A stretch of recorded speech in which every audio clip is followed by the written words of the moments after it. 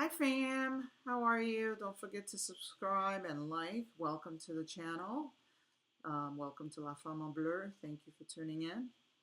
So today I'm going to share a story with you and you can tell me what your thoughts are after I share the story. But it was kind of like tradition in the marriage to get together with family members whenever there's a birthday celebration. We get together, we celebrate with the person whose birthday it is, either the parent or the spouse who brings a cake to celebrate. So here I am, it's my ex husband's birthday. This was very early on in the marriage. And, naturally, I had already celebrated his birthday at home. I had gotten him the gift that he wanted, cake, whatever. So we had celebrated at home. But, you know, we're getting together with external family members. Sometimes it's the aunt, uncle, the mother-in-law, the sister-in-law, brother, more like his sister and brother-in-law, niece and nephew, and so forth. So that's how it happened. We would get together with a handful of folks who were nearby. So it's his birthday, and I'm getting ready. We went to the restaurant, we ordered our meals, and we're chatting. Normally, the cake cutting doesn't come until the end, and we normally take our time. It's not like we're rushing to have dessert, but we open up the gifts first, and then the cake cutting comes last. So at the point of entering the restaurant, whomever brings the cake just leaves the cake at the front with the host to kind of keep it refrigerated until it's at the point of dessert. So that's normally how it's done. So this time it's my ex-husband's birthday. We met at the restaurant and so forth, and we're all waiting to get our meals and so forth. And all of a sudden, it dawned on me I did not bring a cake. Maybe that might seem small to someone who's watching this, but this was tradition. And being an in law in some families, especially when you're newly married, it's almost as if you have to leave an impression or make an impression, right? So I was like, oh my goodness, I don't have a cake. I did not bring the cake. So I'm whispering to my husband, I'm like, I gotta run and get a cake. So I whispered to him, knowing that it was just whispering to him, not to tell anybody.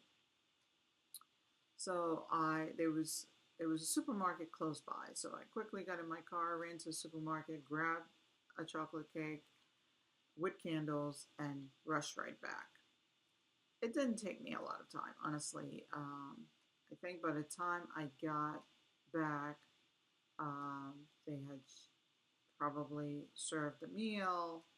Whatever I had ordered was at the table. So here I am sitting there eating. I left the cake with the hostess up front and specifically told them not to bring the cake out until it was dessert time or until we asked them to. So lo and behold, I got back to the table.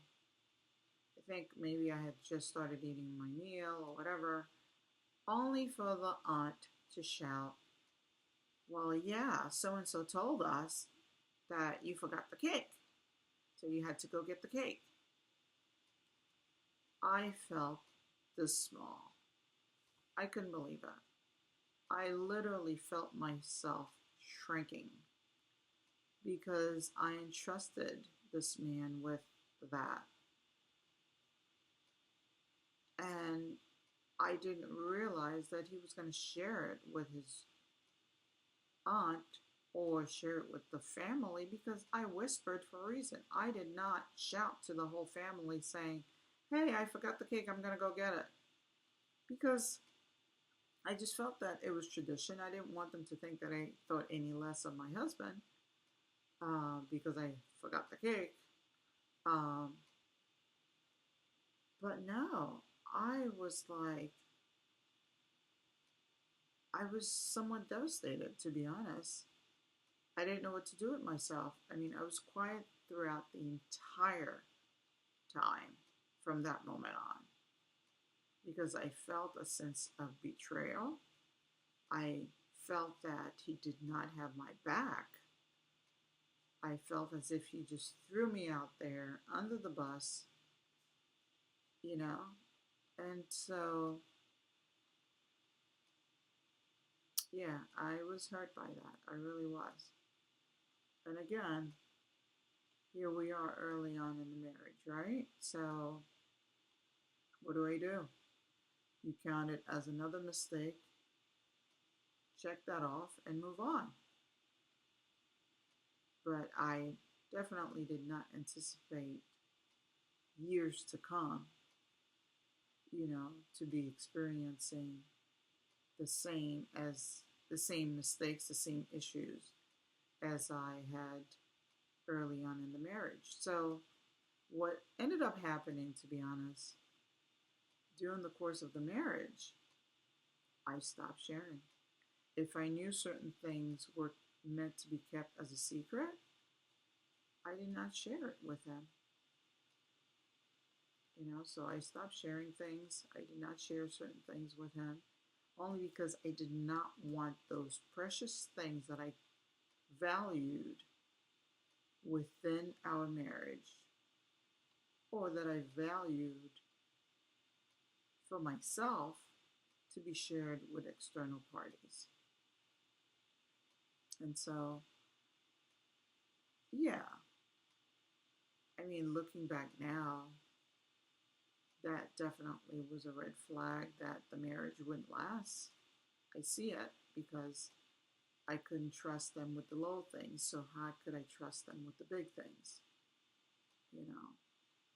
And there's a scripture. I should have looked it up before I started sharing this story. There's a scripture about that if God can't trust us with small things, why would he trust us with big things? And it's true. Um, I think in any relationship, whether it's a friendship or marriage, you have to prove yourself. You really have to. You have to prove that you are trustworthy. You have to prove that you can provide a certain safety net. You have to prove that you can be reliable. Those are some of the key things that anybody would want in a marriage. You want to feel safe, secure. You want to be comforted. Um, you want to feel loved. And when those things are taken away out of the relationship, then there's absolutely nothing left. It's kind of like you're chipping away at it. Chip, chip, chip, chip, chip. At the end of the day, there won't be anything left to be chipped on. Your emotions are reduced to nothing. You feel small and you feel unnoticed. And I don't ever want to feel that way. Whether it's a relationship with a spouse, or a relationship with a friend, or within a family dynamic, I don't want to feel that way ever. You know, whether it's a parent and a child, I want my parents to value my opinion. I want them to know my heart. Whomever I spend my time or my life with, because this is the end of a chapter. This divorce that does not define who I am. And that will be another story I'll share in terms of the process of getting to where I am today, how I dealt with the divorce emotionally. Because it wasn't easy, because it's not in the script. We don't, again, I think I may have shared this in a previous post, but we don't walk down the aisle with an idea that there's going to be an expiration date, you know, that in about 5 years I will be divorced, or in about 10 years I'm going to say I do today. No, that is not the script that we walk down the aisle with. Most of us, I would hope, or if not all of us, walk down the aisle with the desire for the marriage to be forever, you know, till death, you know. But if it's not in the script, it's not in the script. Unfortunately, that was not my outcome in terms of till death do us apart. And so next time I'll share what and how I actually dealt with the process. All right. Thank you for listening in. Thank you for tuning in. And again, if you are experiencing similar situation, be encouraged. Know that you're not alone and it doesn't define you. You need to create your own truth and find your own purpose. But at the end of the day, it doesn't define who you are. Okay? All right. Until we meet again, friends, don't forget to subscribe. Thank you for listening.